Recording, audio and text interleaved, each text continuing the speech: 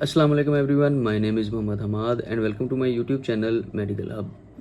आज की वीडियो में हम ब्लड प्रेशर की एक इम्पोर्टेंट टैबलेट के बारे में बात करेंगे जिसका नेम है एक्सटोर। एक्सटोर में बेसिकली दो किस्म की जो ड्रग्स हैं वो कंबाइन करके इसमें यूज़ होती हैं, यानी एक एम्लोडिपाइन और एक वेल्जार्टिन। आज की वीडियो में हम देखेंगे एक्सटोर के यूजेस के बारे में, इसके साइड इफ़ेक्ट के बारे में, इसकी डोज के बारे में और इस चीज़ को डिस्कस करेंगे कि कौन से पेशेंट हैं जो इस टैबलेट को इस्तेमाल कर सकते हैं और किन कंडीशन में इस टैबलेट को इस्तेमाल नहीं करना चाहिए।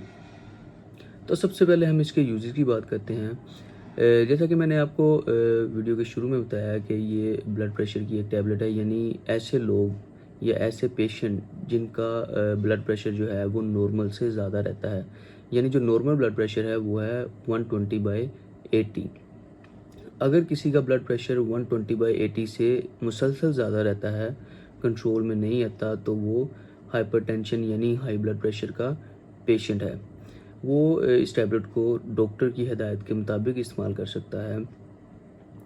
इसके अलावा ये टैबलेट जो है एक्सटोर, ये 3 फॉर्म्स में यानी 3 किस्म में मार्केट में अवेलेबल है, यानी 580, 5160 और 10160 फॉर्म में ये मार्केट में अवेलेबल है।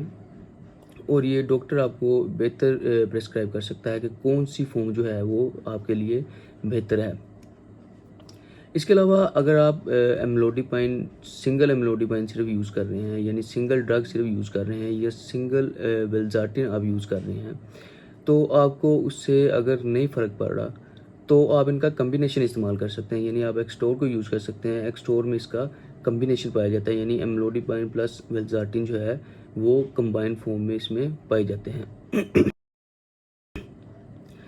अब इसकी डोज़ की बात करें तो इस टैबलेट को हम 24 घंटों में सिर्फ एक दफ़ा इस्तेमाल कर सकते हैं, यानी पूरे दिन में इस टैबलेट को आपने सिर्फ एक दफ़ा इस्तेमाल करना है और इसे आप पानी के साथ इस्तेमाल कर सकते हैं।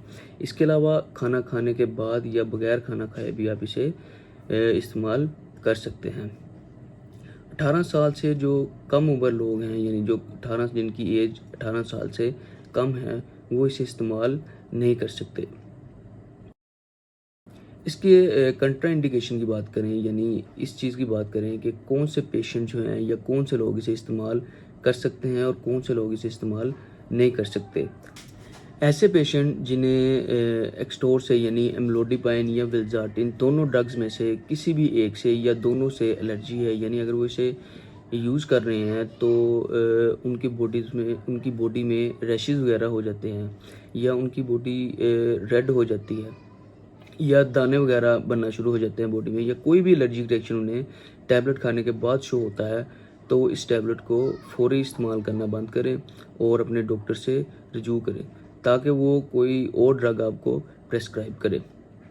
इसके अलावा ऐसे पेशेंट जिनको लिवर का मसला है यानी जिनको हिस्ट्री में लिवर का मसला रह चुका हो या प्रेजेंट में भी उन्हें लिवर का मसला है, उनका जो लिवर है यानी उनका जो जिगर है वो सही तरह से काम नहीं कर रहा, तो वो इस टैबलेट को इस्तेमाल नहीं कर सकते। इसके अलावा सेकंड और थर्ड ट्राइमेस्टर ऑफ प्रेगनेंसी में भी आप इसे इस्तेमाल नहीं कर सकते, यानी चौथे महीने से लेके 9वें महीने तक टिल द एंड आप इसे इस्तेमाल नहीं कर सकते। ऐसी ख़वातीन जिनको ब्लड प्रेशर का इशू है या उनका ब्लड प्रेशर कंट्रोल में नहीं रहता और वो ब्लड प्रेशर की कोई भी टैबलेट इस्तेमाल करती हैं या एक्सटोर इस्तेमाल करती हैं, तो जब उनमें प्रेगनेंसी डिटेक्ट हो जाए तो वो कोशिश करें कि आहिस्ता आहिस्ता इस मेडिसिन को यूज़ करना बंद कर दें या डॉक्टर से रजू करें ताकि वो कोई सेफ़ मेडिसिन आपको बताए ब्लड प्रेशर की, जो प्रेगनेंसी में जो फीटस है उसको इफ़ेक्ट ना करें। इसके अलावा हाइपोटेंशन में यानी लो ब्लड प्रेशर में भी आप इसे इस्तेमाल नहीं कर सकते। जैसा कि आपको पता है कि ये जो टैबलेट है ये हाई ब्लड प्रेशर के पेशेंट के लिए, यानी ऐसे पेशेंट जिनका ब्लड प्रेशर जो हाई रहता है। तो अगर आपका ब्लड प्रेशर पहले से लो है और आप इसे इस्तेमाल करेंगे तो इससे क्या हो सकता है कि आपको सीरियस जो है हेल्थ कंडीशन देखने को मिल सकती हैं।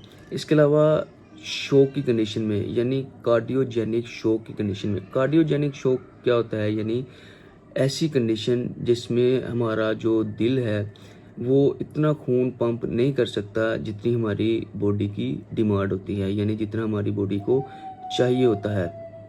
तो इससे क्या होता है कि बॉडी को जो ब्लड है, जो खून है, वो प्रॉपर नहीं मिल सकता और इससे मौत भी वाक़या हो सकती है।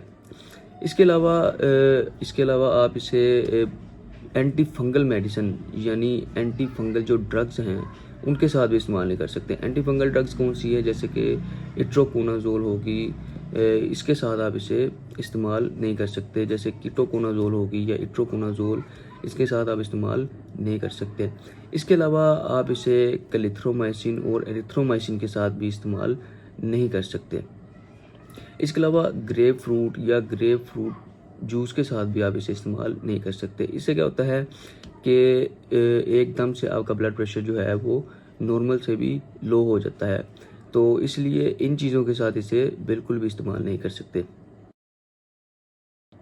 इसके साइड इफ़ेक्ट्स की बात करें तो जो कॉमन साइड इफ़ेक्ट जो अमूमन जो है वो देखने को मिलते हैं, तो इसमें सबसे पहले हेडेक यानी आपके सर में दर्द हो सकता है।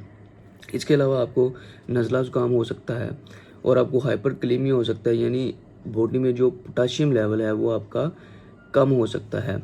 इसके अलावा आपका जो फेस है, फेस आपका रेड हो सकता है और हाथ लगाने से आपको ऐसा महसूस होगा जैसे कि फेस से या गर्दन से हीट निकल रही है। ये थे इसके साइड इफ़ेक्ट। इंशाल्लाह नेक्स्ट वीडियो में मुलाकात होगी। अल्लाह हाफिज़।